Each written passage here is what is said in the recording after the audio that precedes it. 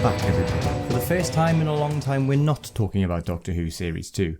And hopefully that will continue, because I don't think my heart can take it. There will be an RTD2 tier list at some point, but I just need to stop thinking about it for a bit and go back to some proper Doctor Who that you can't even watch or do anything with apart from listen with your ear holes. Yes, we're back on the 8th Doctor Adventures grind. We're just finishing off the first series of him and Charley. This is the 8th Doctor. It's not so much a series at this point. It's more like eras. You have distinct eras of the 8th Doctor, and we're at the end. We've been doing this now on and off for 18. Obviously, we've taken gaps with new episodes on telly and stuff, but yeah, we got it. This is it. This is the last 4 stories with the 8th Doctor, Charley and Crizz, and we're starting off with Something Inside. What did you think of Something Inside? So Something Inside, the Doctor loses his marbles again. Again, yeah. You think at this point, after the concussions and brain trauma he's had, he might think about stopping, retiring like a rugby player. I would. Yeah, it's one too many mind wipes or memory distortions for me. Yeah, it's got to cause an issue somewhere. But yeah, we just follow the Doctor as he's just trying to get his memories back. While Crizz and Charley are just running around everywhere. Yeah. Really? It's not one that blows me away, to be honest. It's one of those ones that... It's one of those ones that I try and go into it and just go, yeah, maybe this time I'll enjoy it. And this must have been the 3rd or 4th listen now, and I'm still going, just bored. It bores me. There's some cool ideas in there, don't get me wrong. And I like the sort of ambiguity in the first couple of minutes where the narrative's a bit all over the place in terms of it's like flashbacks and flash forwards. You try to piece like what's actually happening where. That was good fun. But it's again like the Doctor, Charley and Crizz have landed somewhere dark. They're trying to work out where they are. And it's like I kind of see how we see the start of Terra Firma. But this is by far a lot weaker. It's also written by a turf piece of shit anyway, so I don't want to be too nice about it.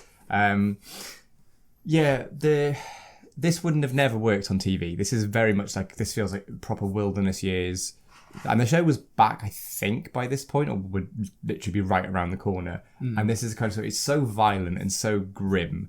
This would never work with TV. And it's one of those stories where it's like, I don't mind violence and grim stuff, but like sometimes it sort of goes to a point where like you're just doing this to be violent and grim, and there's no purpose to it. Yeah, like there are stories in Doctor Who that aren't necessarily like Caves of Androzani is quite grim. It's not necessarily over. It is violent, but it's not like over the top. Like we're going to indulge in the violence. It's grim because that's the nature of the story, and it really sort of sells the location. Whereas this is just like, I want to do a really grim Doctor Who story. It's like Doctor Who meets like The Cube or something like that. Not as in Philip Schofield, The Cube, as in the horror film. For obvious reasons. I was biting my tongue on that joke, so... Oh, yeah, I don't care about taking the piss out of pedos. This one's, it just feels really slow. Yeah, I mean, I had this on while I was in work, and I'll be honest, I didn't really pay much attention to it. It lost me very early on.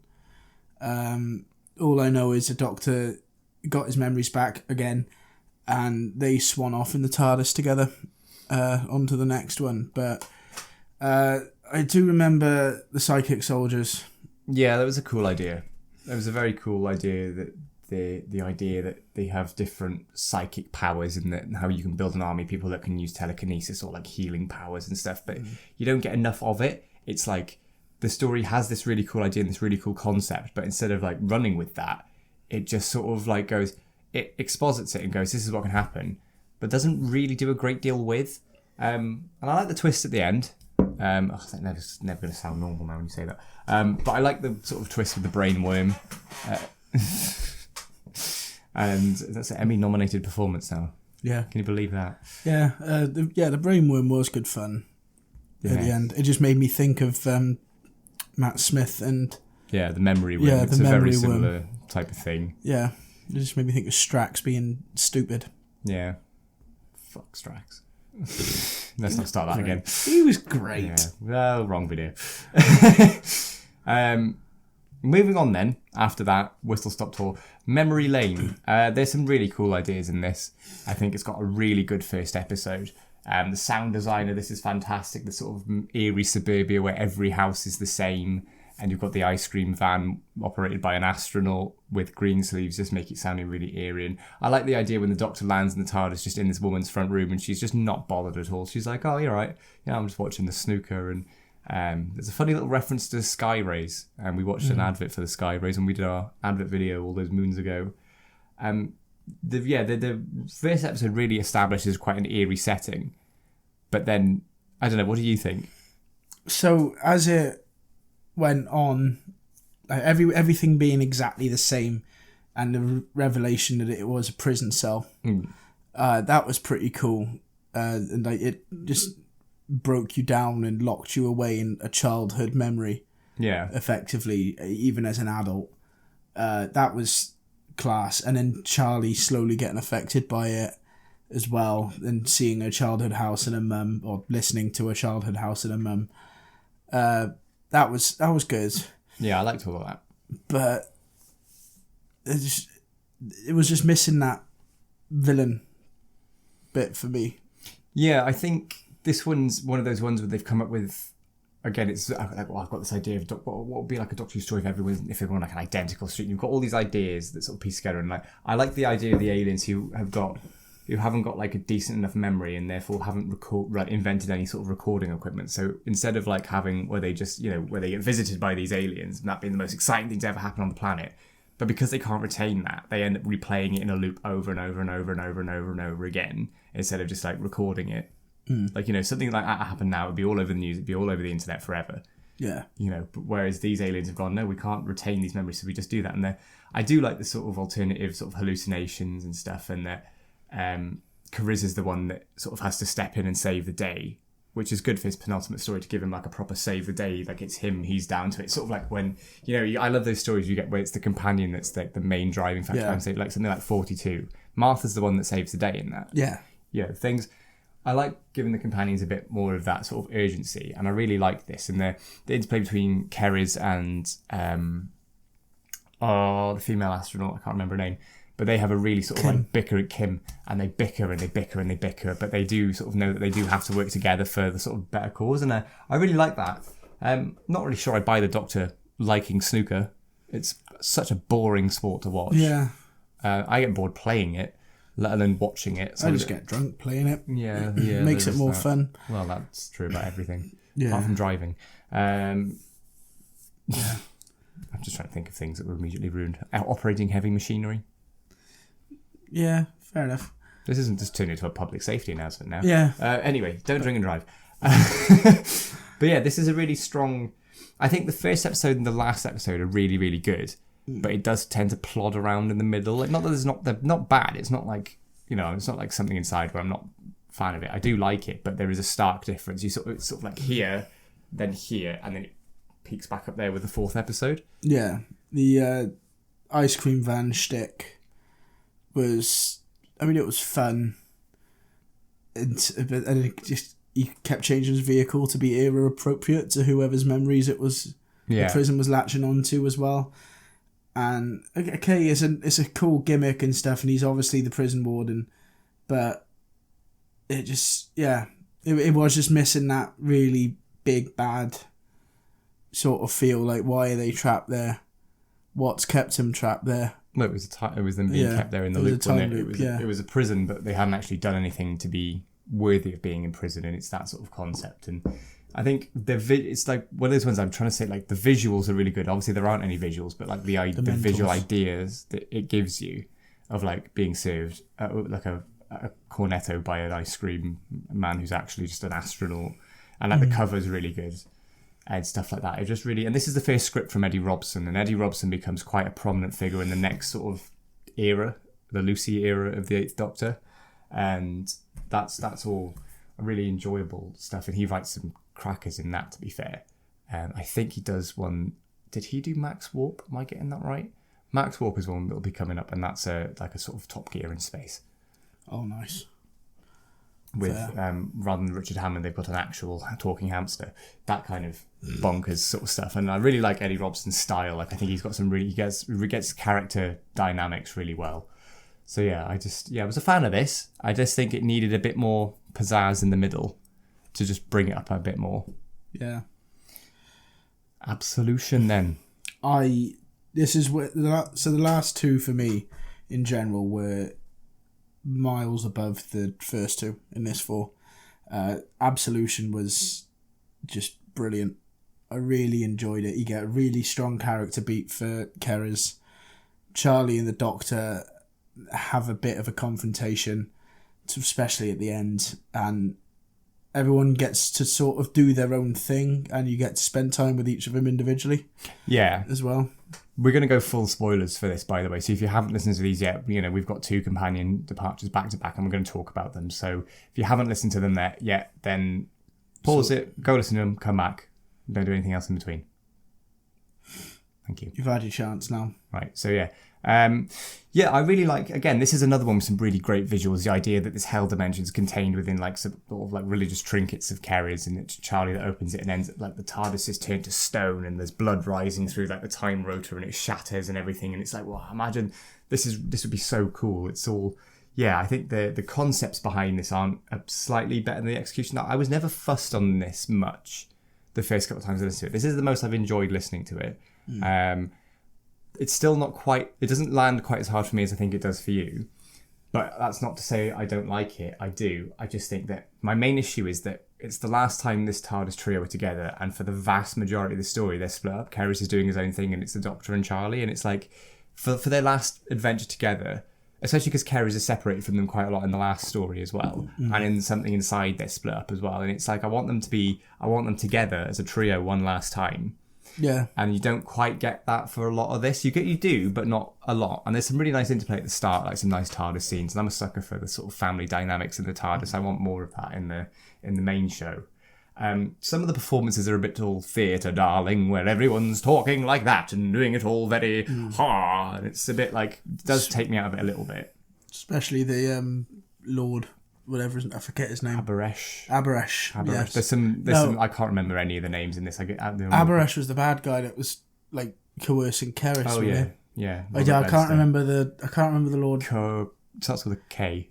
Kerfuffle. I'm going to call him. Mr. Kerfuffle. Mr. Kerfuffle. That's a great villain. I might use that. He kerfuffled his technology, and his wife died, which is actually accurate. No, she didn't die. Sorry, she got led. Yeah. And you'll know what I mean if you listen to it. She just gets turned into a big monster thing.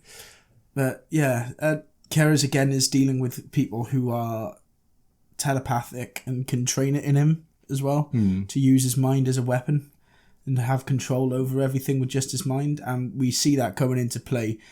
What he doesn't realise is he's also kind of starting a rebellion. Yeah. And it's your very typical Doctor Who leading a rebellion, but it's not quite as simple as that, because the rebellion is sort of because of Crizz, and we finally get a sort of answer as to why Crizz can hear the voices of the dead and stuff, which hasn't really been touched on. It sort of gets touched on in Terra Firma and then gets ignored until now. Because Charley opens the absolver. Yeah. And then the plot twist is that Crizz is the actual absolver, and he's the sort of vessel for all of these souls. And it sort of turns him into a big demon thing. And in the process, it kills him. And Crizz dies and turns to dust in Charley's arm. And one of the last things he says is how he sort of really sees Charley as his sister. And it's like, it was an emotional death. Conrad Westmass, I think, is fantastic in this. I think he's so underrated. I think Crizz gets a lot of stick as a companion in the same way that Adric does. In the same way, it's sort of like this younger, sort of not bratty, but this troubled male character comes into the dynamic, switches it up, and then the story he has a bit of Turlo syndrome as well, where it's he's got this gimmick that is really important at the start, and then when that's all wrapped up, when we leave the Divergent Universe, they don't really know what to do with Crizz. I think he's done really well in Terra Firma, but then there's so many of the rest of these stories where he's split up from the main crew, Other Lives, all 3 of them are split up. He's split up in this, they're split up in the story before, they're split up in something inside. There's so much where we don't get them as a unit, and I really wish we had more of that. But then when you get that final gut punch at the end, you sort of go, God, they were a really underrated team, and I really think they're so. I like the Doctor and Charley, and I think that the natural thing to do after the sort of romance thing is to introduce a new person to that dynamic and shuffle it up a bit, because you can't just have this romantic thing. It's imagine if the 10th Doctor and Rose dealt with their romantic thing and then just had another season of them just carrying on as normal. It wouldn't feel right. You need to switch it up. And I think they do that really well with Crizz. And I really like... He gets a proper big heroic sacrifice send-off thing, which is what he deserves. Yeah, because his death allows the sunlight to come onto the planet. Sorry, don't cry. It's not real. I fought a hiccup. Behave. So please be upset. I'm just saying it's not real. I'm here for you. His death was like the last act of the war, really, and then sunlight finally hit the planet again. Yeah. After millennium had gone. And it was a nice send-off for Crizz, really emotional. And then you get the fallout of everything that's happened with the Doctor and Charley, where Charley's distraught because one of her best friends has literally just died in her arms. Yeah. And the Doctor's like, okay, where to next? Yeah, he without just giving it a couldn't second care thought. less. And I like the sort of idea that had been seeded a little bit, the sort of 8th Doctor not really being too sure on Crizz and, sort of missing the dynamic of him and Charley having their adventures across time and space, especially since they've been back in, like, our universe. You would sort of tell that there's a bit of... Not that the Doctor doesn't like Crizz, and of course he cares about him and stuff, but and then you've got to remember as well, the Doctor's seen so many people come and go, and he's seen so many people die. And he touches on that in his speech to Charley as to why he's like, you get used to it. Yeah, and Charlie's like, well, absolutely not. You can take me home. I'm done. And that leads us into then The Girl Who Never Was, which is the big finale to this era, really. And by this point, the next era had already started, because the next era is more akin to bringing new series fans to Big Finish. They were commissioned by the BBC to be broadcast on what was Radio 7, what is now Radio 4 Extra. Two like sort of 45-minute one like episodes like you get on the TV. But they still wanted to go and make sure they closed off this era first, because they were like, yeah, we've had to start this for commissioning reasons and whatever, and the Doctor's now with Lucy, but we still owe it to these characters to wrap it all up. So they give Charley and Crizz a big story each to go out on. And I think The Girl Who Never Was is really good, because I think it's one of India Fisher's best performances. Oh, she was brilliant in this. Absolutely phenomenal. Like, the spat they have at the start and the way it's just so snappy. I could almost visualise the cuts back and forth, like on the head where they sort of go in, like a Time Lord, like a hobo, right? And it's just... It's like Charlie's trying to overcompensate how much she's going to get over him. She's like, I'll just do this and I'll do that. And the Doctor's like, yeah, okay. Trying to almost reverse psychology here into being like, yeah, all right then. No, you won't. And they really get close to just sort of going and parting. It's very like 12th Doctor and Clara post Kill the Moon, where it's like, all right, we're going to have one last adventure kind of thing. And they want one last nice trip together. And Charlie tries to sort of be like, right, gives a hug. They don't part on bad terms. No. Charlie makes it very clear she's not happy, but she doesn't want them to part in a mood. They have a nice little war moment. And then they realise that they're in the wrong place. And right place, wrong year. Yeah, right place, wrong year. And they're like, right, okay, well, how has this happened? They're in Singapore, and there are some questionable accents on display here, and I'm just like, I don't quite know if you can get away with this now. I know it's a small company, and they don't have a massive. I'm sure they don't have a Singaporean talent directory in the phone in the drawer in the office, but some of them it's a bit like stereotypical. It's bordering on "Come Fly With Me" levels of like accents, and you're like, I don't know. It did make me chuckle a little bit. Yeah. It kind of gave that wrong vibe to me for the tone of the story that it would take later on. Yeah, not all of them. Some of them are spot on. The only one that's really sticks out is the hotel receptionist. Yeah, that's... It's like, oh, I don't know about that. I was like, surely not. But Byron is an Aussie, and that was done really well. Yeah, and do you know who Byron is? Is Charlie's son? No, as in, like, the actor. No. It's this guy who plays Mr. Jefferson in the U2-parter. No. Yeah. Fair.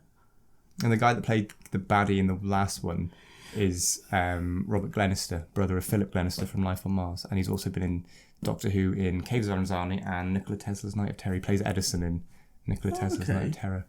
And Salatine in Caves of Androzani.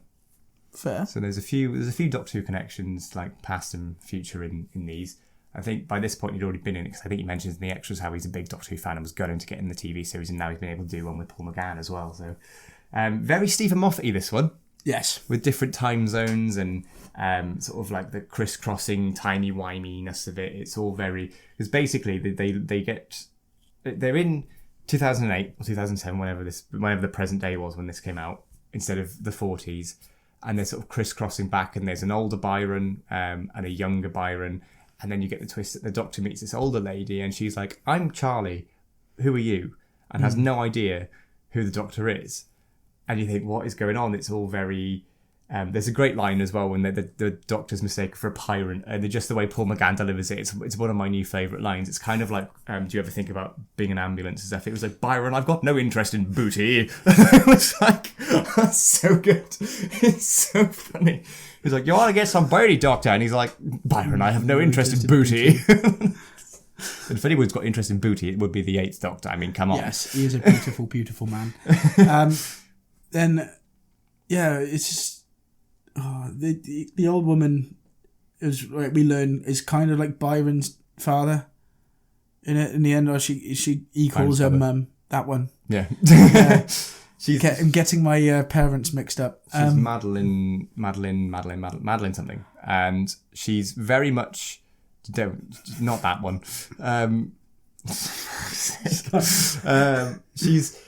She's very much like early Charley. There's a lot of callbacks to Storm Morning in this. That Madeline is pretending to be a young boy so she can go on this ship and travel the world and all of that. And Charley sees a lot of young her in it, because for Charley it's been about 3-4 years, which is about what would have been the real lifetime scale as well. And Charley sort of joined the TARDIS when she was 18 and whatever, and now she's in her early 20s. And she sort of sees a lot of herself in Madeline. And then we get the sort of reveal then that the Cybermen are also here. Yes, was a class reveal. Yeah, because they're trying to figure out why the ship was going to disappear, and they're trying. They found a machine and everything to try and deal with Japanese submarines back in World War II in 1942, because the ship mysteriously disappeared in 1942. I think only one woman was found. Yeah, which was Madeline, Charley, etc. And obviously was an amnesiac. I said that right, didn't I? Yeah. Sound. So we get left with that, and then it's kind of this whole thing in the future of trying to figure out why the ship vanished in the first place and why it keeps coming up. And it turns out the machine they used to try and block the radar from the submarines, one, probably woke up the Cybermen anyway, and two, was related to why it disappeared. Yeah. And the Cybermen reveal, I think it's the end of part 2, I'm thinking, is really solid, because you've got like the sound design. I was listening to it on my proper headphones as well, so that helped. And it, you can sort of get the idea that you can hear them sort of stomping, and they're getting closer and closer, and they're all around. And it's like, oh yeah, Cybermen. Oh dear. Yeah, I was in the car listening to it on a drive, and I was like, no, this is a Cyberman story, surely. Yeah. And then it happened, and I was like, oh, I was right. Yeah, but it is really well done, and it's I do like there is a bit of a joke that probably hasn't aged too well, but it's probably something that would be quite accurate to people in this time period, where the Cybermen, there's a few like gay jokes about the Cybermen. Yeah. And they're talking about like, the Cybermen come in and they're like, we do not discriminate in everything, man, woman, or whatever. And they're like, oh, okay. And they're like, you will be converted, you'll be like us. And they're like, oh, okay. Like, what are you talking about? And obviously not meaning that you're going to be stuffed, like chopped up and stuffed into a Cyberman suit. They're all thinking like, is this like a new like modern thing? And the Doctor's like, no, they want to literally convert you into them and squeeze your organs through a blender and stick you in a cyber suit. Yeah. But it was quite funny. I believe it was like, I got the voice of Mondasian Cybermen. Yeah, the big Finnish Cybermen at this point tended to be sort of like invasion Cybermen, with the sort of big helmets and things, and the voices are quite similar. And the Cyber Planner makes a return as well, and that plays a big part in why Charley and the Doctor end up parting company. It does get a bit techno-babbly in places. Yes. And I think techno-babbly exposition is always more noticeable on audio because of the medium. Everything has to be conveyed through dialogue and sound design. So you can't really... There's not a lot of...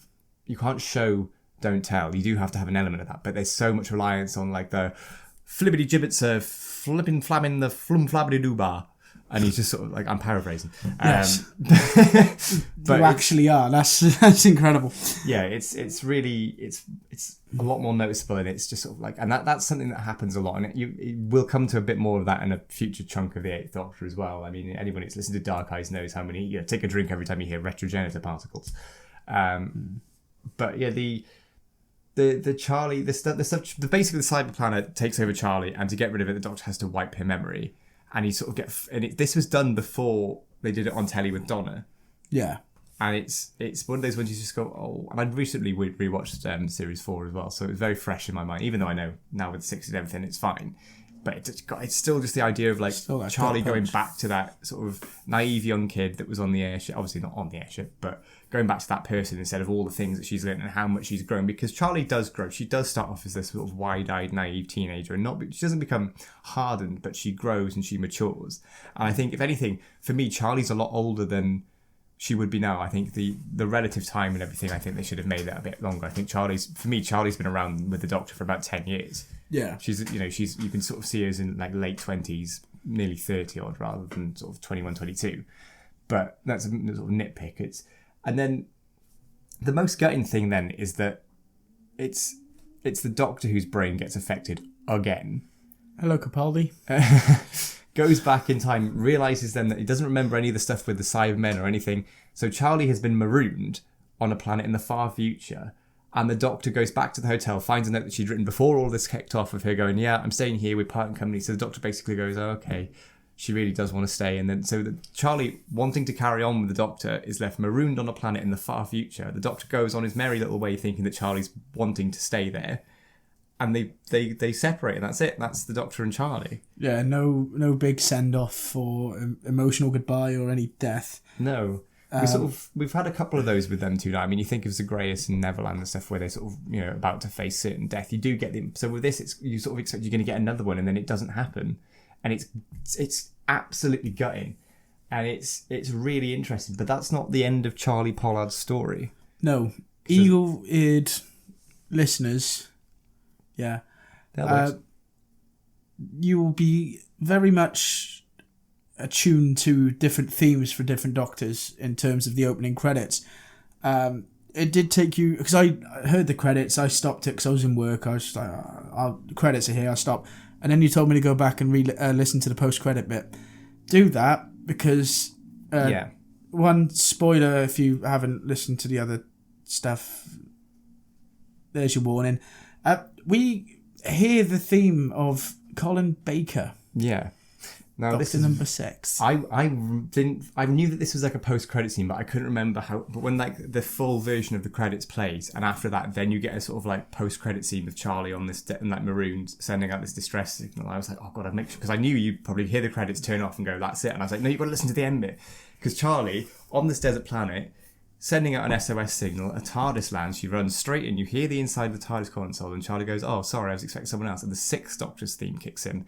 Now, for anybody that doesn't know, what happens next is very timey-wimey, as that Charley then becomes a companion of the 6th Doctor, and travels and has a full, I think it's about a dozen odd adventures with the 6th Doctor, until that comes to its own conclusion, which is also probably more devastating than this, to be honest, but it's phenomenal. And they have a really interesting dynamic, because 6 is really sort of enamoured by Charley, but he could tell that she's holding stuff back and he can't quite bring himself to trust her, whereas Charley's obviously having to hold stuff back because no one more than Charley knows how important it is to maintain the web of time. Yeah. So she's having to travel with the Doctor because she wants more adventures, but not let on. So occasionally she'll slip out things where she'll be like, oh, will they be vortisaurs? And he's like, how the hell do you know what vortisaurs are? Yeah. And she's like, oh, I don't know. I just don't know. So the more that goes on, the more Charley and the Doctor sort of butt heads because they can't let each other in.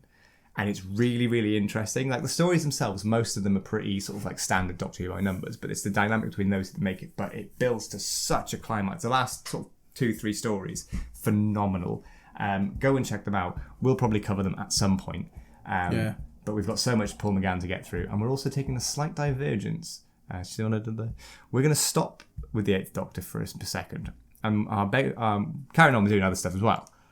But we're going to carry on with some big finish in the form of the 11th Doctor Chronicles, the Jacob Dudman, Safia Ingar stories with Doctor and Valerie, because Tom's never listened to those before, and I think it's one of the best Doctor Who series of the last 10 years by a country mile.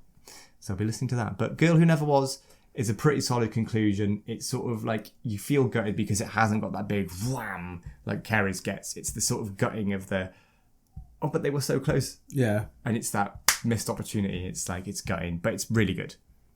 Yeah, no, I did enjoy it. The questionable accents were definitely outdated.